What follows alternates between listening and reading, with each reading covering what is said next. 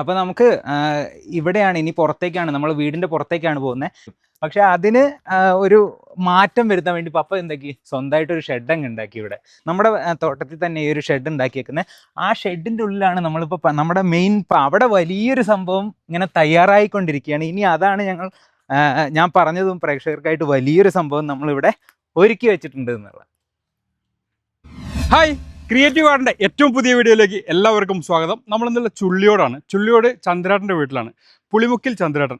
ഇത് എങ്ങനെയാണ് ഇങ്ങോട്ട് വരാൻ എന്ന് വെച്ചാൽ 2 വർഷം മുമ്പ് നമ്മളൊരു ചെറിയ വീഡിയോ, ഷോർട്ട് വീഡിയോ ചെയ്തിട്ടുണ്ടായിരുന്നു. ആ സമയത്ത് ഒരുപാട് ചെടികളുണ്ടായിരുന്ന ഒരു വീടാണ്. വീട് തന്നെ കാണുമ്പോൾ ഒരു വെറൈറ്റി ഇല്ലേ? എനിക്ക് ഇങ്ങനത്തെ വീടുകൾ ഒരുപാട് ഇഷ്ടമാണ്. കാരണം ചെറിയൊരു ഓടിട്ട വീട്, അതിനെ ഡിഫറെൻ്റ് ആയിട്ട് പെയിൻ്റൊക്കെ ചെയ്ത് നല്ല മനോഹരമാക്കി കൊണ്ടു നടക്കുക എന്നുള്ളതാണ്. ഏറ്റവും മനോഹരമായ വീടുകൾക്കല്ല, ഉള്ള വീടിനെ ഏറ്റവും മനോഹരമാക്കി കൊണ്ടു നടക്കുക എന്നുള്ളതാണ്. അതുപോലെ ഒരുപാട് ചെടികളുണ്ടായിരുന്ന വീടാണ്. ഇപ്പോൾ കുറച്ച് ചെടികളൊക്കെ ഷോർട്ടായിട്ടുണ്ട്. അപ്പോൾ അതിന് കാരണം എന്താണെന്നുള്ളത് നമുക്കൊന്ന് ചോദിച്ചു നോക്കാം. അപ്പോൾ എല്ലാവർക്കും വീഡിയോയിലേക്ക് സ്വാഗതം. അപ്പോൾ ഇപ്പോൾ ഈ കാണുന്ന മുഖം നമ്മുടെ ഗ്രീൻ ഹെവൻ ഫാമിലിക്ക് ഒത്തിരി പരിചയമുണ്ട്. മാത്രമല്ല വയനാട്ടുകാർക്ക് ഒരുപാട് പരിചയമുള്ള മുഖമാണ്. ഹായ് അരുൺ. ഹായ്. അപ്പോൾ പാടവംപറമ്പിന്റെ ഇന്നത്തെ എപ്പിസോഡിലേക്ക് എല്ലാ പ്രിയ പ്രേക്ഷകർക്കും സ്വാഗതം. ഹലോ. ഇത് പാടവംപറമ്പ് പ്രോഗ്രാം അല്ല, ഇത് നമ്മുടെ ക്രിയേറ്റീവ് ഗാർഡന്റെ സ്പെഷ്യൽ പ്രോഗ്രാം അല്ലേ? തീർച്ചയായിട്ടും. അല്ല, അരുൺ എന്താ ഇവിടെ? അപ്പൊ ആ ബന്ധം അറിയില്ലേ? ഇല്ല. എന്റെ വൈഫിന്റെ വീടാണിത്. അപ്പൊ ഇവിടെയാണ് നമുക്ക് സ്പെഷ്യൽ ആയിട്ടൊരു സംഭവം ഇരിക്കേണ്ടത്. ഷെനിലേട്ടൻ ഇന്ന് പറഞ്ഞതുപോലെ തന്നെ നമ്മളിവിടെ കുറെ ചെടികളൊക്കെ ഉണ്ടായിരുന്നു. അന്ന് കുറെ നമ്മൾ ചെടികളായിരുന്നു നമ്മൾ പരിചയപ്പെടുത്തിയിട്ടുണ്ടായിരുന്നു. പക്ഷെ ഇന്ന് നമുക്ക് വയനാട്ടിൽ തന്നെ, എനിക്ക് തോന്നുന്നു വയനാട്ടിലല്ല കേരളത്തിൽ തന്നെ അധികം പേരും ചെയ്യാത്ത ഒരു കാര്യമാണ് ഇന്ന് നമ്മൾ പരിചയപ്പെടുത്തുന്നത്. ആരാണ് ചെയ്യുന്നത്? വൈഫാണോ? അച്ഛനാണ്, വൈഫിന്റെ അച്ഛനാണ് ചെയ്യുന്നത്. തീർച്ചയായിട്ടും. അപ്പോൾ എന്തായാലും നമുക്ക് ഒരുപാട് കാര്യങ്ങൾ കാണാനുണ്ട്, ഒരുപാട് കാര്യങ്ങൾ. ഇനി അരുണിനെ മനസ്സിലായിട്ടില്ലെങ്കിൽ വയനാട് വിഷന്റെ വാർത്താ ചാനലിലുള്ള ആളാണ്, പാടവും പറമ്പിലുള്ള ആളാണ്, സബ് എഡിറ്ററാണ്. ഇനി നമുക്ക് പപ്പേനെ പരിചയപ്പെടാം. തീർച്ചയായിട്ടും നമ്മൾ പരിചയപ്പെട്ടതാണ്. അതെ ഒന്നുകൂടി പരിചയപ്പെടാം.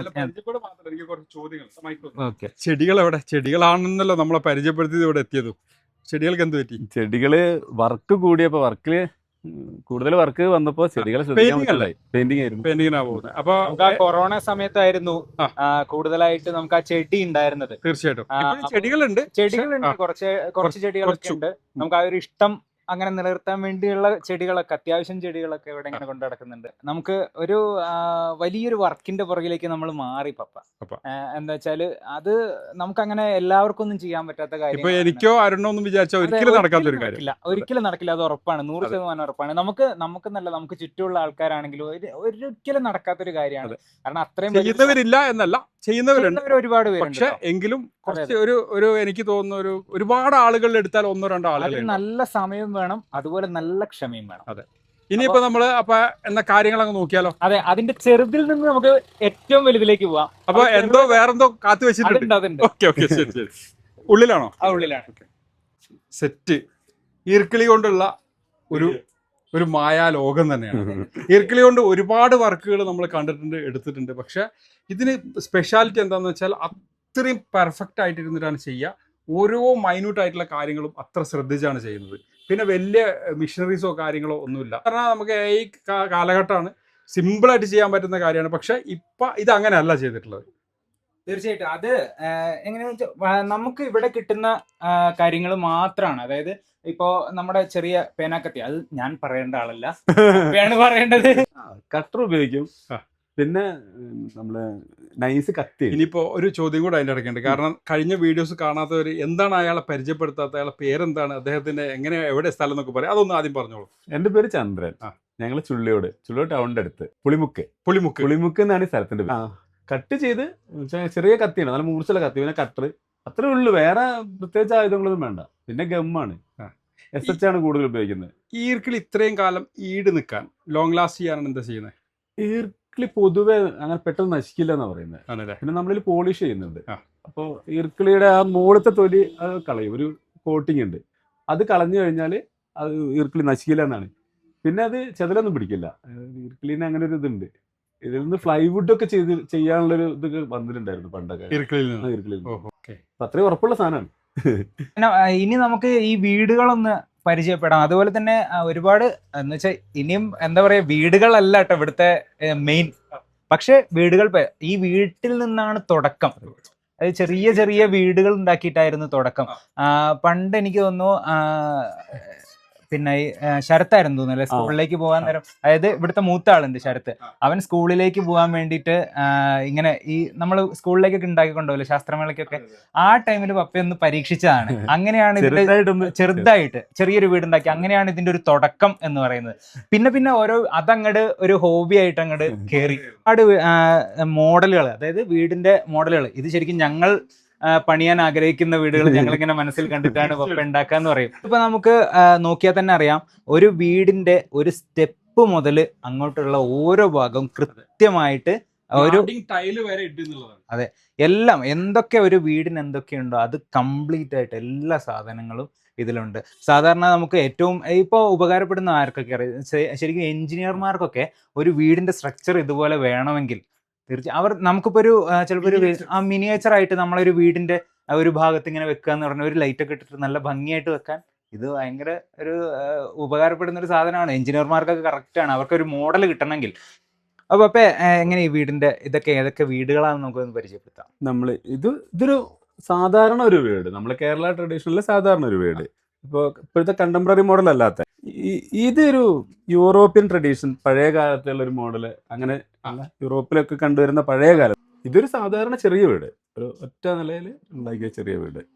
അപ്പോൾ ഇതിന്റെ എന്താ വെച്ചാൽ നമുക്ക് ഓരോ വീട് പണിയുമ്പോഴും ഇപ്പോൾ ഷെൻലേട്ടനെ തന്നെ കണ്ടാൽ അറിയാം, ഇതിന്റെ ഓരോ ഭാഗങ്ങളും നമുക്കൊരു വീട് തന്നെ നേരിട്ട് കാണുന്ന പോലുള്ള ഒരു ഫീലാണ് ശരിക്കും. എന്ന് വെച്ചാല് നമുക്ക് ഇതിന്റെ ഓരോ ഭാഗം അത്രയും കൃത്യമായിട്ടാണ് പണിയുന്നത്. കാരണം അത്രയും സമയമെടുത്ത് അത്രയും ക്ഷമയോടെ ഓരോ ഭാഗം ചെറിയ ചെറിയ ചെറിയ, ഇപ്പോൾ ഈ ഒരു ഭാഗങ്ങളൊക്കെ കണ്ടാൽ ചെറിയ ചെറിയ പീസുകളാണ്, ഓരോരോ പീസുകളാണ്.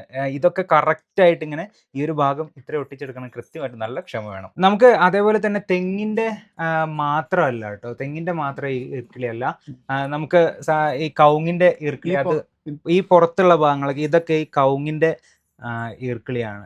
കവുങ്ങിന്റെ അത് ചെത്തിയെടുത്തിട്ടുണ്ടാക്കുന്നത്. അത് കുറച്ച് കട്ടിയുള്ള ഈർക്കിളിയാണ്, സാധാ ഈർക്കിളിയിൽ നിന്നും വലുപ്പം വ്യത്യാസമുള്ളതാണ്. ഇതില് നമുക്ക് ഒരു ക്ലിയറും കൂടി, അതായത് ഒരു പോളിഷും കൂടി ഇതിനകത്ത് നമുക്ക് ചെയ്യുന്നുണ്ട്. എന്താ പോളിഷ് PU പോളിഷ് ആണെങ്കിൽ നന്നായിട്ടിരിക്കും, കംപ്ലൈന്റ് വരില്ല. പിന്നെ അല്ലെങ്കിൽ സാധാ ക്ലിയർ അടിച്ചാലും കുഴപ്പമൊന്നുമില്ല. ഫിനിഷിംഗ് ആണ് മെയിൻ. നമുക്ക് ഈ വീട് കണ്ടാൽ തന്നെ അറിയാം നല്ല ഫിനിഷിംഗ് ആണ്. നല്ല ഫിനിഷിംഗ് എന്ന് പറഞ്ഞാൽ നമുക്ക് ഈ ഒരു ഫിനിഷിംഗിൽ എവിടെയെങ്കിലും നിങ്ങൾ കണ്ടിട്ടുണ്ടെങ്കിൽ, വീട് കണ്ടിട്ടുണ്ടെങ്കിൽ നമുക്ക് തീർച്ചയായിട്ടും കമന്റിൽ ഒന്ന് അഭിപ്രായപ്പെടണം. ഇതേപോലെ വേറെ ആരെങ്കിലും ചെയ്യുന്നുണ്ടെങ്കിൽ നമുക്കൊന്ന് കമന്റിൽ അഭിപ്രായപ്പെടണം. പിന്നെ ഏറ്റവും വലിയ കാര്യം, ഒരു കയ്യെത്തും ദൂരത്തു നിന്നാണ് ഒരു ഇന്ത്യൻ ബുക്ക് ഓഫ് റെക്കോർഡ്, ഷെൻലേട്ടനൊക്കെ കിട്ടിയ പോലെ ഇന്ത്യൻ ബുക്ക് ഓഫ് റെക്കോർഡ് നമുക്ക് കയ്യെത്തും ദൂരത്തു നിന്നാണ് മിസ്സായത്. അന്നൊരു സുനാമി വന്ന സമയം നമുക്കത് അപ്ലൈ ഒക്കെ ചെയ്തു, പക്ഷെ ആ ടൈമിലായിരുന്നു നമുക്ക് സുനാമി വന്നത് അല്ലേ. അങ്ങനെ അതിന്റെ പേപ്പർ വർക്ക് കാര്യം അത് ഏകദേശം ഫൈനൽ എത്തിയതായിരുന്നു. പിന്നെ അതിന്റെ പേപ്പർ വർക്കും കാര്യങ്ങളൊന്നും നടന്നില്ല. അപ്പൊ എന്താന്ന് വെച്ചാല് ഈ ഒരു വീഡിയോ വരുമ്പോൾ കൂടുതൽ ആളുകളിലേക്ക് എത്തുമ്പോൾ ചിലപ്പോൾ അങ്ങനെ ഒരു വലിയൊരു ഒരു അവാർഡിലേക്കോ അല്ലെങ്കിലൊക്കെ എത്താൻ പപ്പയ്ക്ക് കഴിയട്ടെ എന്നാണ് എൻ്റെ ഒരു ആഗ്രഹം. പിന്നെ അതേപോലെ നമ്മളിത് സെയിലിന് വേണ്ടിയിട്ടല്ല ചെയ്യുന്നത്. എൻ്റെ ഒരു ഹോബി, നമുക്കൊരു സമയം കളയാന്നല്ല, സമയം ഇതിനകത്ത് സ്പെൻഡ് ചെയ്യുക എന്നുള്ളത് പപ്പേൻ്റെ ഒരു ഹോബീൻ്റെ ഭാഗമായിട്ടാണ്. ചിലപ്പോൾ പണിയൊക്കെ മെനക്കെടുത്തി പോലും ഇതിനകത്ത് ഇരിക്കുന്നുണ്ട്. പക്ഷെ നമുക്ക് ഇതിങ്ങനെ ഇവിടെ ഇങ്ങനെ നിരത്തി വെക്കുക എന്നല്ലാണ്ട് ഇത് നമ്മൾ കൊടുക്കാനൊന്നും ആഗ്രഹിച്ചിട്ടല്ല ഉണ്ടാക്കുന്നത്. ഓരോ വീടുകൾ ഉണ്ടാക്കുന്നത്, പപ്പയ്ക്ക് ഓരോ വീടുകളുടെ ഒരു പ്ലാൻ വരും. അപ്പോൾ ഓരോ വീടുകളുടെ അതായത് നമുക്ക് ഇനിയും വലിയൊരു പ്ലാൻ ഉണ്ട് പപ്പയ്ക്ക്. അതിന്റെ ഇങ്ങനെ ഏകദേശം ഫിനിഷിംഗ് വർക്കായി. ആ സാധനവും നമ്മുടെ വീഡിയോയില് അവസാനം വരും അതല്ലേ. അപ്പൊ എന്താന്ന് വെച്ചാൽ ഇനിയും കുറെ കേൾക്കുമ്പോ ഒരു കാര്യം ചോദിക്കാനുണ്ട്. ലൈനടിച്ച് എല്ലാം കഴിച്ചാണോ? ഞാൻ തീർച്ചയായിട്ടും അതെ. അപ്പൊ ഇനി നമുക്ക് വീടുകൾ പരിചയപ്പെടാനുണ്ട് കേട്ടോ. ഞാൻ അങ്ങോട്ട് എടുത്തു തരാം. ഇവിടേക്ക് എനിക്ക് ഒന്ന് ലൈറ്റ് കുറവാണോ തോന്നുന്നു. ഇതാട്ടോ, ഇത് 4 കെട്ടാണ്. 4 കെട്ടിന്റെ മോഡലാണ്. നാലുകെട്ടിന്റെ ഒരു മോഡലാണ്. ഒരു ചെറിയ സൈസാന്ന് നമുക്ക് വീഡിയോയിലൂടെ തോന്നുമെങ്കിലും ഇത് അങ്ങനെ അല്ല കേട്ടോ. അതെ. ഏകദേശം എന്റെ കൈ ഞാൻ വെച്ച് തരാം. ഇതാ ഇത്രയും വലുപ്പമുണ്ട് ഈ ഒരു വീടിന്റെ ഒരു നീളം എന്ന് പറയുന്നത്. പിന്നെ എന്ന് വെച്ചാൽ ഓരോ ഭാഗം നമുക്ക് കാർ പാർക്കിംഗ് വരെ ചെയ്തിട്ടുണ്ട് എന്നുള്ളതാണ് ഇതിന്റെ പ്രത്യേകത. അതിന്റെ തൂണുകള്, അതുപോലെ സ്റ്റെപ്പ്, കൈവരികള്, മേൽക്കൂര, അതുപോലെ തന്നെ നമ്മുടെ ഇതിനെന്താ പാരപ്പെറ്റുകള്, അതുപോലെ മുകളിലുള്ള രണ്ടാമത്തെ നില, ഒരു നിലയല്ല 2 നില പണിതിട്ട് രണ്ടാമത്തെ നിലേന്റെ ഉള്ളിലുള്ള ഫിനിഷിംഗ് വരെ കറക്റ്റ് ആയിട്ട് ഓരോ കാര്യവും മൈന്യൂട്ട് ആയിട്ട് ചെയ്തിട്ടുണ്ട് എന്നുള്ളതാണ് വീടിന്റെ. ഇതിന്റെ ഒരു ബാക്ക് സൈഡ് അല്ല, ഇതാണ് ശരിക്കും ഇതിന്റെ ഫ്രണ്ട് കേട്ടോ. അല്ല, ഇത് ബാക്കാണ്. അതായത് വീട് എങ്ങനെ ഉണ്ടാവും അതിന്റെ ചുറ്റും അതായത് ചുറ്റും നടന്നു കണ്ടാൽ എല്ലാവർക്കും ഫിനിഷ് ചെയ്തിട്ടുള്ള ഇതാ ഇപ്പൊ ഈ സൈഡ് കണ്ടാൽ ഇത് വീടിന്റെ സൈഡ് വശമാണ്, ഇത് വീടിന്റെ ഫ്രണ്ട് വശമാണ്, എല്ലാ ഭാഗവും കറക്റ്റായിട്ട്. ഇതാണ് ഇപ്പൊ അടുത്ത വീട്. ഇത് നമുക്ക് അതുപോലെ തന്നെ ഒരു 2 നില വീട്, അതേ ഒരു ഫിനിഷിങ്ങിൽ തന്നെ ഇനിയും ഇതേപോലെ തന്നെ നമുക്ക് അടുത്ത വീട് പരിചയപ്പെടാം കേട്ടോ.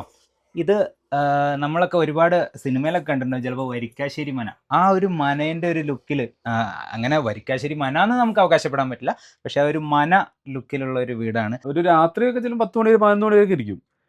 നേരത്തെയൊക്കെ ഒരുപാട് സമയം ഇരുന്നിട്ടുണ്ട്, 3 മണി വരെയൊക്കെ ഇരിക്കും. ഇതിനോടൊരു താല്പര്യം തോന്നി കഴിഞ്ഞാൽ പിന്നെ അങ്ങ് അല്ലെങ്കിൽ ലയിച്ചു പോകും. അതായത് പപ്പയ്ക്ക് നമുക്ക് കാലിന്റെ ഒരു പ്രശ്നം വന്ന സമയത്തായി നട്ടിയതപ്പോഴാ ഒരു 30 വർഷം മുന്നേ. അന്ന് കാലിനൊരു പ്രോബ്ലം വന്നിട്ട് ഒരു 6 മാസം റെസ്റ്റ് വന്നു. അപ്പോൾ നടക്കാൻ പറ്റില്ലായിരുന്നു. ആ സമയത്ത് ഇങ്ങനെ അന്ന് തുടങ്ങിയതാ. ആ സമയം പോക്കാൻ വേണ്ടി കുറേ വായിക്കും. അന്നൊക്കെ അതാണല്ലോ, സോഷ്യൽ മീഡിയ ഒന്നുമില്ല.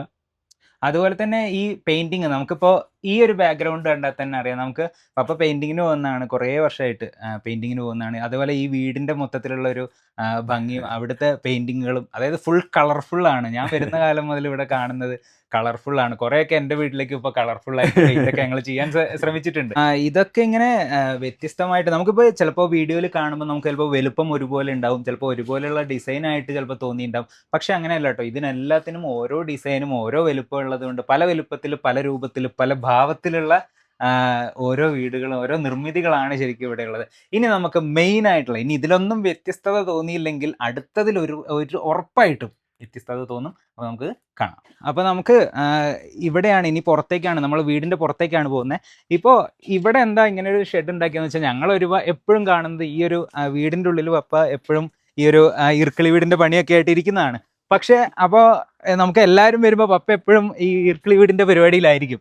പക്ഷെ അതിന് ഒരു മാറ്റം വരുത്താൻ വേണ്ടി പപ്പ എന്താക്കി, സ്വന്തമായിട്ടൊരു ഷെഡ് അങ്ങ് ഉണ്ടാക്കി. ഇവിടെ നമ്മുടെ തോട്ടത്തിൽ തന്നെ ഈ ഒരു ഷെഡ് ഉണ്ടാക്കിയേക്കുന്നത്. ആ ഷെഡിൻ്റെ ഉള്ളിലാണ് നമ്മളിപ്പോൾ നമ്മുടെ മെയിൻ പണിപ്പുരയാക്കിയേക്കുന്നത് ഈ ഒരു ഇർക്കിളി വീടുകൾക്ക് വേണ്ടിയിട്ട്. അപ്പോൾ അവിടെ വലിയൊരു സംഭവം ഇങ്ങനെ തയ്യാറായിക്കൊണ്ടിരിക്കുകയാണ്. ഇനി അതാണ് ഞാൻ പറഞ്ഞതും പ്രേക്ഷകർക്കായിട്ട് വലിയൊരു സംഭവം നമ്മളിവിടെ ഒരുക്കി വെച്ചിട്ടുണ്ട് എന്നുള്ള. എങ്ങനെയുണ്ട്? അടിപൊളി, പറയാതിരിക്കാൻ പറ്റില്ല. ഓക്കെ, അപ്പോൾ ഇതെന്താന്ന് നമുക്ക് പ്രത്യേകിച്ച് പരിചയപ്പെടുത്തണ്ട. നമുക്ക് ഇതെന്താ സംഭവം എന്നുള്ളത് കാണുന്ന പ്രേക്ഷകർക്ക് മനസ്സിലാവും. ചെറിയ കുറച്ച് ഫിനിഷിങ് വർക്കുകളും കാര്യങ്ങളൊക്കെ ഉണ്ട്. അപ്പോൾ ഇതാണ് പപ്പേൻ്റെ ഒരു ഡ്രീം പ്രൊജക്റ്റ് എന്നൊക്കെ പറയുന്ന ഒരു സംഭവം. ഇതിൻ്റെ ഭംഗിയും അതുപോലെ തന്നെ വലുപ്പവും ഒക്കെ കാണാം നിങ്ങൾക്ക്. ഇതിൻ്റെ എനിക്ക് തോന്നുന്നു എൻ്റെ ഒരു അരപ്പൊക്കത്തിനുള്ള ഒരു താജ്മഹലാണിത്. ഇതിൻ്റെ ഒരു വലുപ്പം കാണുമ്പോൾ തന്നെ പലരും ഞെട്ടാറുണ്ട്. ഞങ്ങൾ ഇവിടെ വരുന്ന പലരും ഇതൊരു താജ്മഹലിൻ്റെ ഒരു വലുപ്പം കാണുമ്പോൾ തന്നെ ഞെട്ടാറുണ്ട്. കാരണം ഇങ്ങനെ ഒരു സംഭവം എവിടെയും കാണാൻ കിട്ടാറില്ല.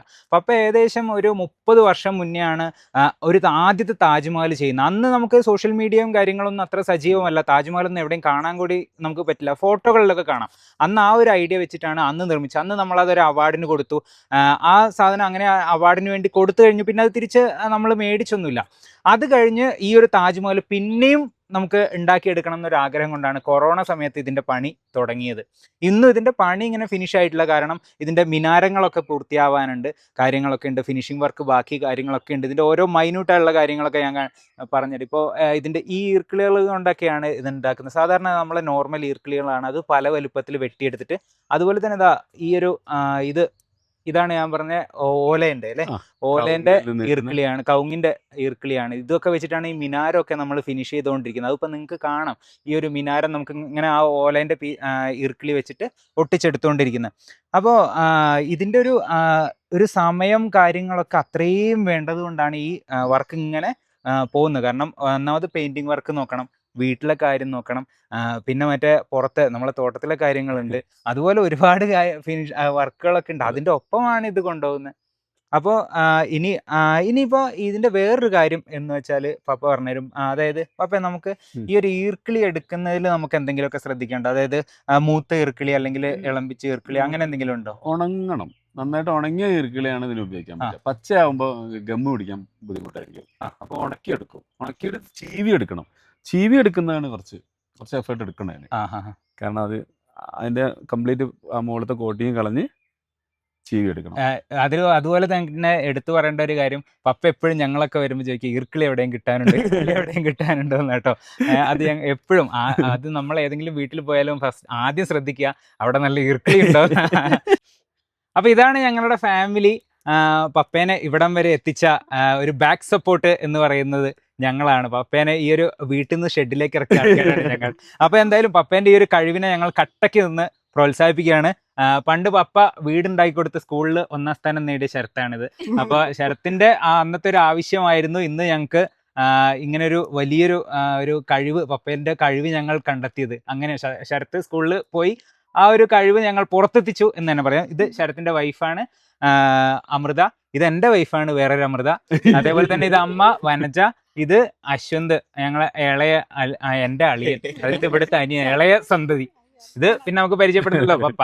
അപ്പോൾ ഞങ്ങൾക്ക് എന്തായാലും ഞങ്ങളെല്ലാവരുടെയും ഒരു സപ്പോർട്ട് കൊണ്ടാണ് പപ്പ ഇത്രയും വലിയ നിലയിൽ എത്തിയത് എന്നുള്ളത് ഞങ്ങൾക്ക് ആത്മാഭിമാനത്തോടെ ഞങ്ങൾക്ക് പറയാൻ കഴിയും എന്നാണ് ഞങ്ങളുടെ വിശ്വാസം.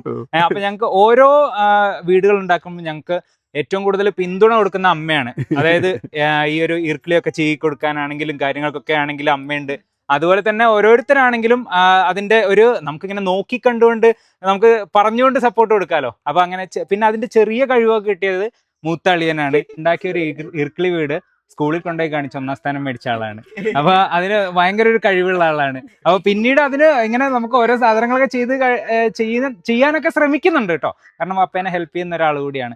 അപ്പൊ എന്തായാലും വളരെ സന്തോഷം. ഇന്ന് ഗ്രീൻ ഹെവന്റെ ഈ ഒരു എപ്പിസോഡിൽ ഞങ്ങളെ ഈ ഒരു വീടും ഞങ്ങളുടെ ഈ ഒരു പപ്പേന്റെ ഈ ഒരു കഴിവ് ലോകത്തിന് മുന്നിലേക്ക് ഗ്രീൻ ഹെവൻ ഫാമിലിയിലൂടെ അറിയിക്കാൻ സാധിച്ചതിൽ വളരെയധികം സന്തോഷമുണ്ട്. ഞങ്ങളെ കുടുംബത്തിന്റെ നന്ദി കൂടി രേഖപ്പെടുത്തുകയാണ്. അപ്പൊ എന്തായാലും എല്ലാ പ്രേക്ഷകർക്കും ഒരിക്കൽ കൂടി നല്ലൊരു ദിവസം ആശംസിക്കുന്നു. Bye from green heaven.